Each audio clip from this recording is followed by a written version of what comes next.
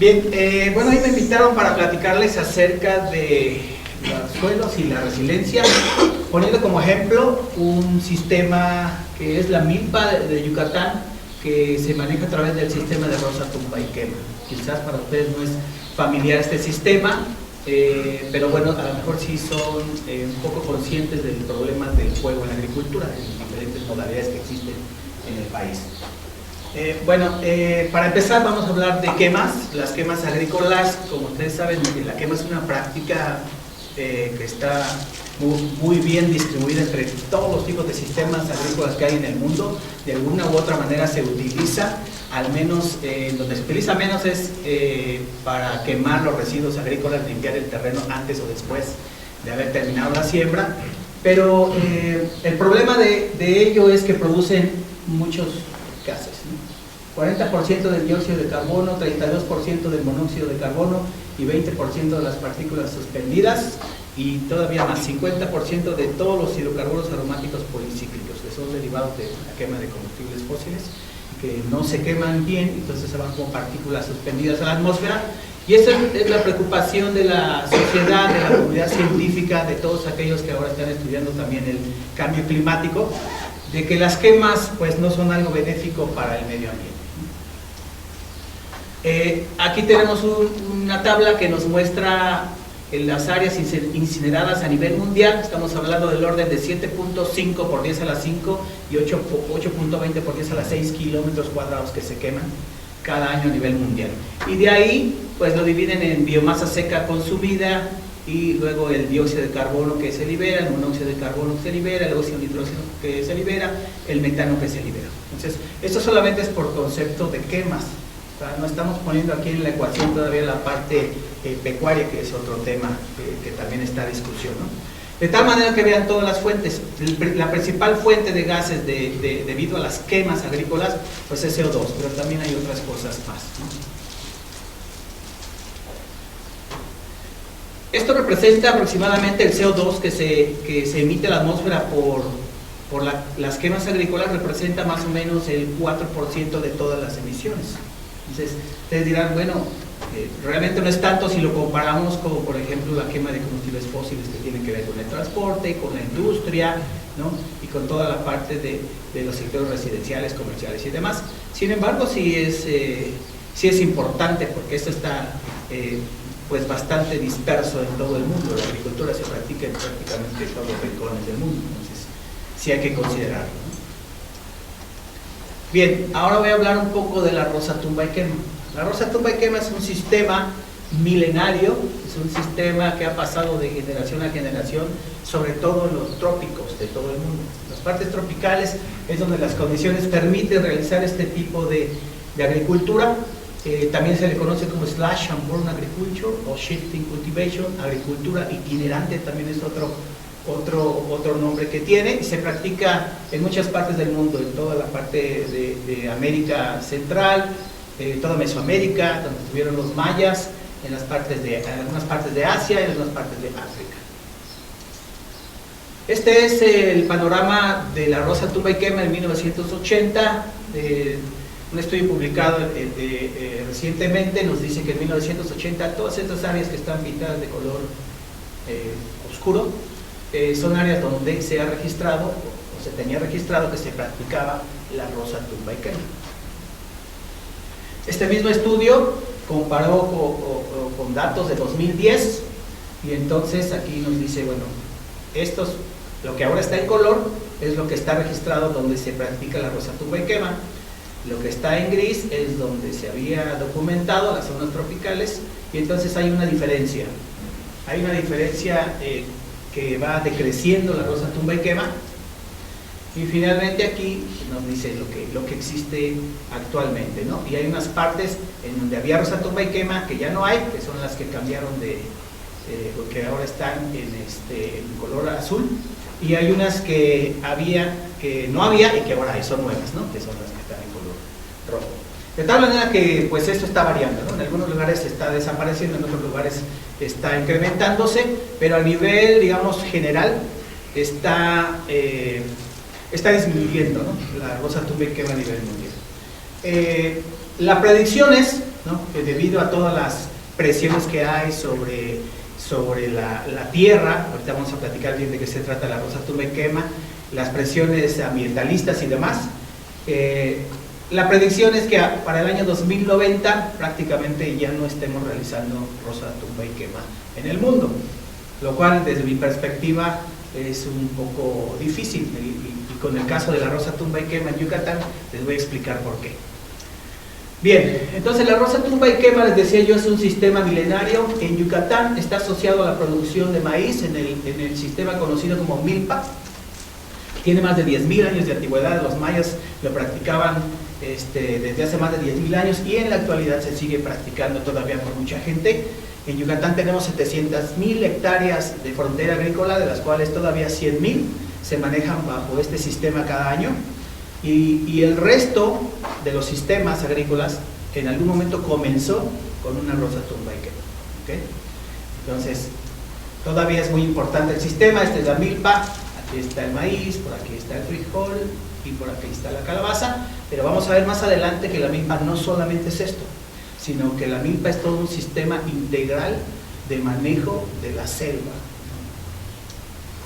Bueno, ya la doctora me hizo el favor de platicar de esto, así que me voy a ir rápido. Yucatán es un sistema, un ambiente kárstico, lo que tiene implicaciones desde el punto de vista agrícola, por ejemplo, ¿no? Yo quemo mi terreno para con la quema liberar nutrientes en las cenizas, pero como tengo un sistema muy poroso, muy fracturado, mucho de eso se lo lleva al agua, ¿no? ¿Okay? Si yo agrego fertilizantes agroquímicos y lo que ustedes quieran, se lo arrastra el agua, ya sea que lo solubilice el agua y se lo lleve, o lo arrastre simplemente.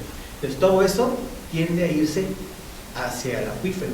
Dependiendo del lugar, hay lugares donde hay suelos más profundos, menos profundos, hay lugares donde tiene más vulnerabilidad de llegar más rápido, que ya presentó la doctora el mapa, y otros donde se puede ir más lento, pero todo tiende a irse hacia el acuífero. Y como es nuestro único reservorio de agua, por eso es muy importante cuidarlo. Bien, y esto también ya lo mostró la doctora, son las formaciones kársticas. Si hablamos de suelos, no tenemos una planicie, tenemos una planicie ondulada, que va cambiando dependiendo del lugar donde estemos en la península de Yucatán. Hacia el sur de Yucatán tenemos de estos saltillos o montículos más grandes y planicies más extensas, y tenemos una serie de características del terreno que también son ocupadas en la agricultura. Por ejemplo, estos se llaman jaltunes, son huecos de disolución en la roca caliza, que es la que domina ahí, y cuando llueve, pues se llenan de agua.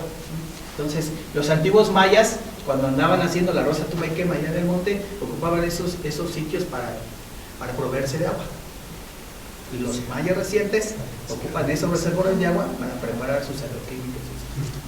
Entonces ya no lo pueden beber. Y obviamente la fauna también los ocupaba, entonces ahí también tenemos problemas de seguramente contaminación de todos los animales que beben eso cuando ya está contaminado, ¿no? Bien, tenemos una serie de grutas y cavernas. Los mayas tienen esa cosmovisión de entender el mundo como el inframundo, que es la parte que está aquí abajo, ¿no? Y el supramundo, que está ahí arriba. Entonces, y ellos tienen una conexión muy estrecha con ello. Todo está relacionado para ellos, ¿no? Entonces, estos sitios también son muy importantes. Obviamente aquí no se cultiva nada, pero es parte de lo que está arriba, ¿no? Entonces ellos lo entendían eso perfectamente bien. Aquí hay un ejemplo de una depresión del terreno, tampoco se cultiva nada ahí, pero son sitios en donde la diversidad de especies es completamente diferente a lo que está alrededor, y aquí podemos encontrar cosas que uno no encuentra al otro lado. Por ejemplo, aquí hay evidencias de que se ha encontrado cacao, y el cacao no es una especie que comúnmente se encontraba en otras partes, solamente aquí porque las condiciones de humedad y temperatura lo permiten. Y estos son los cenotes, que tenemos un montón, más de 8.000 cenotes se han registrado en el estado de Yucatán, solo en el estado de Yucatán, y tenemos de todos tipos, colores y sabores, ¿no? Entonces, cuando quieran ustedes visitar Yucatán, no les va a dar tiempo de visitar los 8.000, pero visiten aunque sean los más turísticos. Y bueno, lo importante de esto es que son los únicos reservorios de agua superficiales, no tenemos ríos, no tenemos lagos, ni ninguna otra cosa. Entonces, solo tenemos esto, y esto está conectado directamente al acuífero. También cualquier cosa que se vierta aquí se va a ir combinando con el agua subterránea que va a pasar, ¿no? Bien, suelos. Tenemos estos suelos que están aquí, vean. Aquí el doctor Rufo nos diría no se puede hacer labranza convencional, tampoco tiene que ser labranza mínima. cero labranza le llamamos allá, porque aquí no se hace, no se puede remover absolutamente nada. Aquí no podemos hacer eso de voltear la tierra y meter el arado, meter el tractor, no se puede, ¿no? Tenemos este otro tipo de suelos que son camisoles, lubisoles, que están en la parte sur, ya son planicies mucho más extensas. Aquí sí hay maquinaria agrícola, aquí sí hay insumos externos, aquí sí hay variedades mejoradas de maíz, sorgo y otras cosas, que por ahorita, por ejemplo, los transgénicos están detenidos porque tuvieron un problema con los apicultores. Yucatán es el principal productor de miel, y entonces empezó a haber problemas con los transgénicos, y por el momento no hay transgénicos, en teoría no hay transgénicos, al menos oficialmente, que se sirvan en Yucatán, ¿no? Y bueno, esta otra imagen nos muestra que este suelo tan difícil, ¿verdad?, siempre se ha ocupado para hacer milpa, pero después, hace 2 siglos, se empezó a utilizar para la producción del enequén, y se le conoció como el oro verde, porque una gran parte del estado de Yucatán estaba sembrado con esta planta, que está súper acondicionada a las condiciones de ahí, le gustan los suelos rocosos, pedregosos y someros y demás. Entonces era para Yucatán era el oro verde. Llegaron las fibras sintéticas y todo esto se fue para abajo. ¿Qué hizo la gente? Regresó a hacer milpa. Bien, entonces en cuanto a proporción, los suelos que tenemos ahí, tenemos más de la mitad de los suelos son leptosoles, ¿no?, difíciles de sembrar, pero sin embargo la mayoría de estos suelos tienen milpa de alguna u otra manera, y algunos otros suelos más profundos pues son los menos, ¿no? Camisoles y lubisoles, que son los que les mostré ahí, son más rojos, también se encuentran, pero están más en la parte sur sobre todo, ¿no? Así se ven. Este es un suelo leptosol, 20 centímetros, ¿no? Aquí ni siquiera entra el concepto de la capa grave que decían hace rato, ¿no? 20 centímetros, dicen, no, aquí, mucha gente dice, yo aquí no siembro nada, ¿no? No hay los 30 centímetros que me enseñaron en mi escuela de agronomía para sembrar, ¿no? Entonces, vean cuántas piedras y fragmentos de roca tienen aquí. Eso no podemos meter ningún tipo de herramienta. La única herramienta que utilizan los campesinos mayas es un palo con un pico aquí de metal para hacer un huequito y tirar ahí las semillas. Esa es su única herramienta, ¿no? La otra herramienta que más ocupan es su cuot, que es un tipo de machete curvado como una hoz, que es para ir deshiervando y abriéndose el paso. Eso es todo. Este es en el mejor de los casos, porque aquí tenemos mucha piedra y pues como sea las raíces se van metiendo entre la piedra y van llegando hasta donde pueden. Pero a veces tenemos esto que es una capa de roca continua, y ven aquí ya, hasta aquí llegó, no hay más, ¿no? Por más que quiera una planta pasar por ahí, no puede. Entonces eso limita mucho el desarrollo de los cultivos. No así el desarrollo de la selva. Aquí tenemos selvas en estos suelos, ¿no? Y la pregunta de por qué tenemos selvas es porque en algunas partes, ya había dicho la doctora, que tenemos un ambiente que está muy fracturado, es un ambiente muy poroso. Entonces, esto que está aquí es una cantera. El piso o el nivel del suelo original es aquí. Ellos ya explotaron y sacaron aquí aproximadamente 7 metros de roca. Y lo que vemos aquí es que en algunos lugares, en muchos, tenemos estas grietas en donde el suelo que estaba aquí se va bajando. Y por donde quiera que el suelo puede bajar, tenemos raíces. Y eso de alguna manera explica por qué podemos tener selvas ahí. Porque si tuviéramos solo 20 centímetros, no hay manera de que las raíces pasen, ¿no? Entonces, donde los árboles empiezan a encontrar esto, se anclan bien y ya no hay ningún problema, ¿no? Es muy fácil saber cuando vean este ejemplo, ¿no? Es muy fácil saber cuando el suelo es profundo o no es profundo. Cuando la gente está sembrando milpa, siembra milpa sin problema, viene el viento y empieza a tirar todas las plantitas que tienen poco suelo, ¿no? Porque no se anclaron bien. O viene el huracán después y te tira todos los árboles que no tienen buen anclaje, ¿no? Entonces, y así se van seleccionando los sitios. Es interesante. Este es en la misma cantera que ya les había mostrado, un arbolito creciendo en un huequito. Y aquí pasan dos cosas. O cuando crece el arbolito va disolviendo y rompiendo esta roca, o el arbolito no puede y se muere. Están las dos opciones. Bueno, aquí están algunas de las propiedades de los suelos. Los suelos rojos, lubisoles, camisoles y otros tienen estas propiedades, y los leptosoles tienen estas otras propiedades. Si ustedes se dan cuenta, los suelos leptosoles tienen pHs más alcalinos, menores profundidades, mayor porcentaje de carbono, mayor nitrógeno, el fósforo es bajo, pero no tan bajo como el de los suelos rojos, mayor contenido de carbonatos por obvias razones, y una cantidad de saturación de bases media alta, mientras que de este lado, pues prácticamente todo es más bajo, ¿no? Entonces los suelos químicamente son mejores aquí, pero la facilidad de sembrar aquí es lo que ha hecho que los agricultores, sobre todo aquellos que se dedican a la producción de monocultivos, se vengan para esta parte. Bueno, ahora vamos a hablar rápido del ciclo de la milpa. La milpa es un ciclo, y visto de esta manera, es un sistema que voy a tratar de demostrar que sí es sostenible y que sí es resiliente. Empieza aquí. Este es el punto de quema. Tenemos una selva y hacemos la rosa tumba y quemamos. ¿Ok? Podemos cultivar más o menos 2 a 3 años sin problemas. Y después lo que viene es la etapa de sucesión, es decir, dejar que la selva se recupere, ¿no? Obviamente este es un esquema, en Yucatán no tenemos pinos, ¿verdad? Hay por ahí una especie de pinos, pero no es muy común, ¿no? Entonces, pero vean todo lo que acompaña el ciclo, ¿no? No solamente es produzco frijol, maíz y calabaza, sino que durante todo el ciclo yo voy teniendo un montón de productos asociados a los diferentes etapas sucesionales de la selva, ¿no? Aquí puede ser que cuando hago la rosa y tumba, aprovecho las maderas para hacer mi casa, aprovecho leña para cocinar. Luego aquí pues produzco maíz, frijol, calabaza, pero no solo eso, porque los mejores lugares que hay de suelo que identifican los campesinos producen otras cosas, hortalizas, camotes, chiles, y ahorita vamos a ver unas fotos. Y conforme va viendo la sucesión, pues el monte o la selva en recuperación se van ocupando de diferentes cosas. Pueden seguir sacando leña, pueden sacar plantas medicinales, tintes, etcétera, etcétera, etcétera. Incluso estos son lugares propicios para la cacería y otras cosas, ¿no? Entonces, vean cómo es un sistema bastante integral, ¿no? Entonces, comenzamos con la quema, y la quema, lo que dice la teoría es que nos libera nutrientes. En las cenizas se van quedando los nutrientes. Hay algunas otras cosas que se van a la atmósfera, carbono, nitrógeno, azufre, prácticamente se van la mayor parte a la atmósfera, pero pues en las cenizas tenemos nutrientes que están disponibles para las plantas. Eso es lo que hace que podamos sembrar ahí 2 o 3 años. Este es un estudio que se hizo en Brasil, en donde aquí se ve la primera, bueno, vamos a empezar. Esto de aquí es profundidad del suelo, y de izquierda a derecha son los meses después de la quema.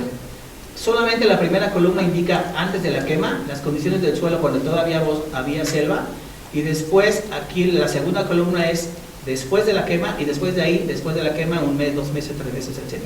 Lo que yo quiero puntualizar aquí es que vean que en el bosque, después de la quema, que es la segunda columna, siempre aumenta todo lo que estamos refiriendo aquí, ¿no? Aumenta el pH, aquí aumenta en los primeros 5 centímetros, aumenta el calcio, aumenta el magnesio.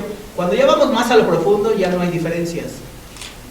Las diferencias se dan aquí en los primeros centímetros, máximo 10 centímetros. La quema solamente impacta los primeros centímetros del suelo.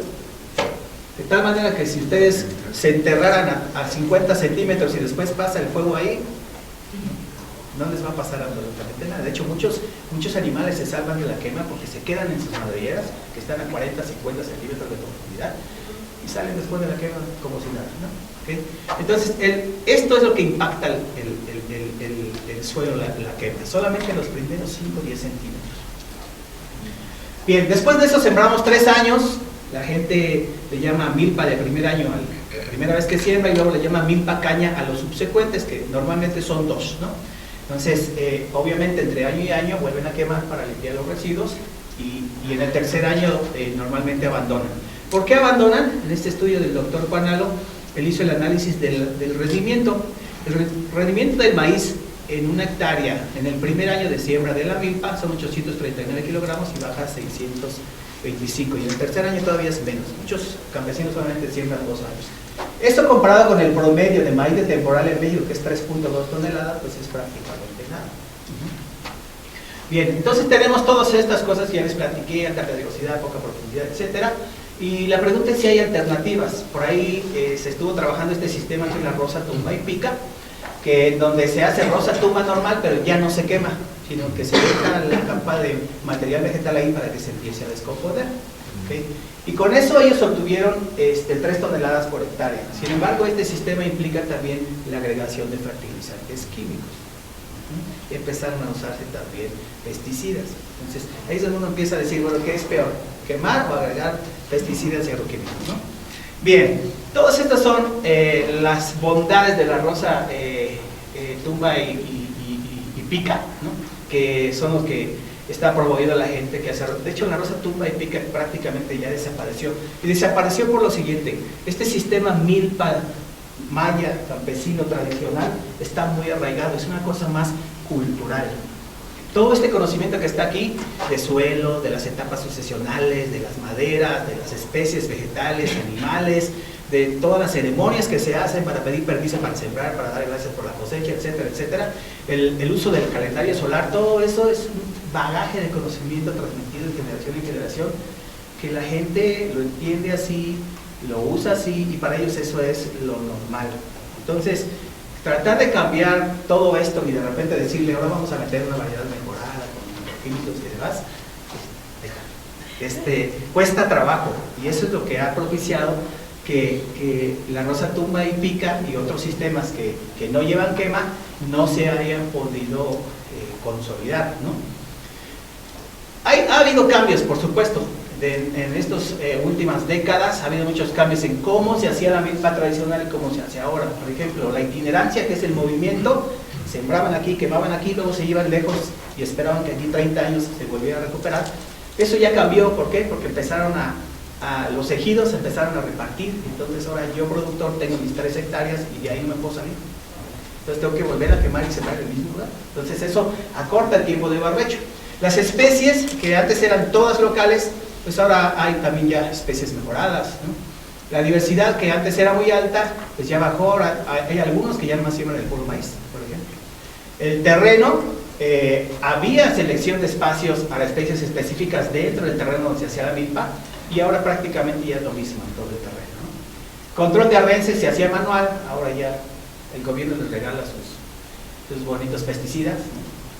La cosecha era progresiva, la gente iba necesitando el maíz, iba a su parcela todos los días, iba sacando el maíz que iba necesitando.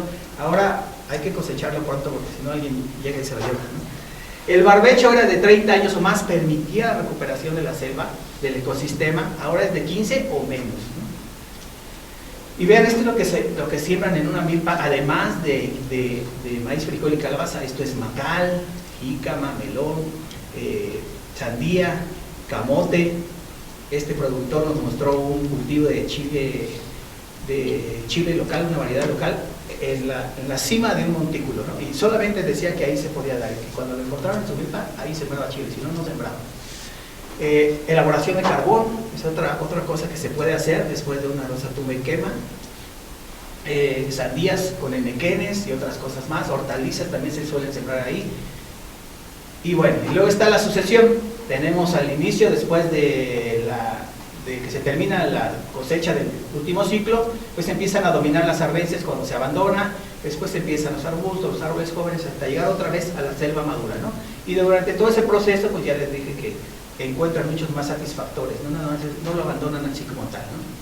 Y obviamente todo esto tiene que ver con el mantenimiento del ecosistema. Si mantenemos el ecosistema, es muy fácil poder predecir que ese sistema es resiliente. Si no, y bueno, esto nos lleva a la seguridad edáfica. Estos son los 6 ejes de la seguridad edáfica, que no los voy a mencionar porque al ratito el doctor Bautista nos va a dar una plática al respecto. Pero lo que sí quiero mencionar es que si nosotros analizamos todos estos ejes para una actividad, si la hacemos de manera puntual, por ejemplo el caso de la rosa tumba y quema, si lo hacemos de manera puntual, vamos a llegar a la conclusión de que no nos ayuda en ninguno de estos.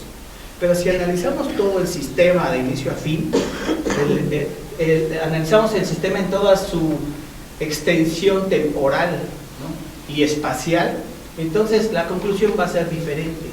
Porque si yo de verdad dejo recuperar la selva como se debe recuperar, el sistema es resiliente y sí me ayuda a la seguridad edáfica, la seguridad hídrica, la mitigación del cambio climático, etcétera, etcétera. Pero si solamente vemos, por ejemplo, la quema, vamos a decir, no, ese sistema es malo porque quema, ¿no? Y lo mismo, aquí está, la resiliencia, hace rato alguien preguntaba, requiere un contexto, un disturbio, una capacidad del sistema para resistirse o adaptarse y una reacción.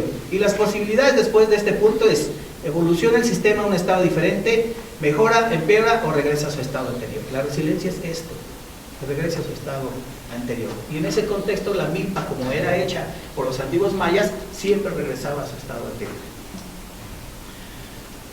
Y aquí, en la actualidad, la rosa tumba y quema ya no regresa a su estado inicial. ¿Por qué? Porque acortaron los tiempos de barbecho, de descanso. Entonces, ahora ya no es resiliente.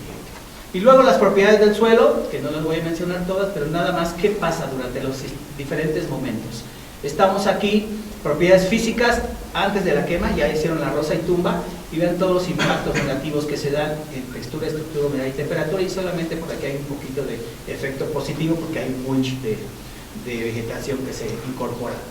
Llegamos a, después de la quema, y hay otros impactos negativos en textura, estructura y temperatura, y un poquito de mejora en la estructura, pero nada más. Llegamos aquí a, después del cultivo, que es cuando ya terminamos de cosechar, y empieza a haber más efectos positivos. Y cuando dejamos recuperar toda la selva, por supuesto que tenemos todavía más efectos positivos. Si ustedes se dan cuenta, sí, a grosso modo, hay más efectos positivos que negativos. Los impactos son al inicio y después casi todos son efectos positivos. Y lo mismo pasa con las propiedades químicas. Aquí tenemos más impactos negativos al principio en la rosa y tumba, más impactos negativos en la quema, con algunos positivos, que es lo de los nutrientes en las cenizas. Y luego en la época después del cultivo hay más impactos negativos, pero llegando a la sucesión todo eso se empieza a revertir otra vez, puros impactos positivos. De tal manera que tenemos un sistema que sí es resiliente, sí se realiza adecuadamente. Y también estas cosas de la micro y la macrofauna, y una cosa que se llama el banco de semillas, que es muy importante. El banco de semillas son todas esas semillas que se quedan ahí latentes hasta encontrar las condiciones adecuadas para volver a surgir. Si uno sigue cultivando un lugar año con año con lo mismo, tarde que temprano esas semillas que están ahí latentes se van a perder, porque no son infinitas. Bien, entonces la conclusión, y espero haberlos convencido, es que la rosa tumba y quema, como fue concebida por los antiguos mayas, como se realizaba por los antiguos mayas, sí es una práctica resiliente.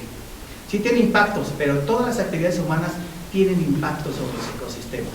¿Okay? Lo que hay que tratar de hacer son sistemas que minimicen esos impactos o que por sí solos restablezcan el orden original de las cosas. Entonces la milpa maya era un sistema que funcionaba muy bien. El problema es que ya hay presión con los terrenos, el problema es que ya no hay el tiempo de barbecho que se debe de dejar para que funcione, y por lo tanto sí estamos causando actualmente degradación en el suelo.